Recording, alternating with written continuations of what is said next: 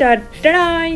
ఈ తుఫాన్ కాదు కానండి బాబు, ఈ వర్షం పడుతుందో లేదో తెలియదు గాని చలి మాత్రం బాబోయ్ పొద్దునుంచి సూర్యుడు ఎప్పుడు కనబడతాడా అని కాసు కూర్చున్నా నేనైతే. కానీ ఇంత చలిలో మనకి వేడి వేడిగా ఏం లేకపోతే బాగోదు కదా.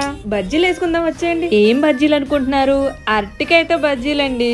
అది ఎలా అంటే ముందుగా బౌల్ తీసుకోండి, అందులో 1 కప్ శనగపిండి, 1.5 స్పూన్ వరిపిండి, కొంచెం పసుపు, కొంచెం కారం, కొంచెం ఉప్పు, ఇంకొంచెం సోడా. వంట సోడా వేసుకుంటే గుల్లగా ఉంటాయండి బజ్జీలు. 1/2 స్పూన్ వామ్ మాత్రం చేత్తో నలుపుకుని వేసుకోండి, దీని వల్ల డైజెస్టివ్ సిస్టమ్ బాగుంటదండి. ఇప్పుడు ఒక బౌల్లోకి నీళ్లు తీసుకుని కొంచెం ఉప్పు వేసుకుని అరటికాయని నేను చూపించినట్టుగా స్లైసెస్ చేసుకుని ఉప్పు నీళ్ళలో వేసి ఇలా వేయటం వల్ల ముక్కలు నల్లగా అవ్వకుండా ఉంటాయి. ఇప్పుడు మనం అన్ని వేసుకున్న పిండిని ఇప్పుడు నీళ్లు పోసి కలుపుకోవాలి. బజ్జీలు వేసే ముందే నీళ్లు పోసి కలుపుకోండి. ఉప్పు నీళ్ళలో నానబెట్టిన అరటికాయలని స్టెయినర్ లో వేసేసి వాటర్ పోయేదాకా వదిలేయండి. ఆ ముక్కల్ని మనం కలుపుకున్న పిండిలో వేసి ఆయిల్ లో వేసుకుని డీప్ ఫ్రై చేసేసుకోవడం. వీటి టేస్ట్ మరింత పెంచడం కోసం ఉల్లిపాయ, నిమ్మకాయ ముందుగా వేయించుకుని పల్లీలు వేసి కుమ్మేయండి అంతే.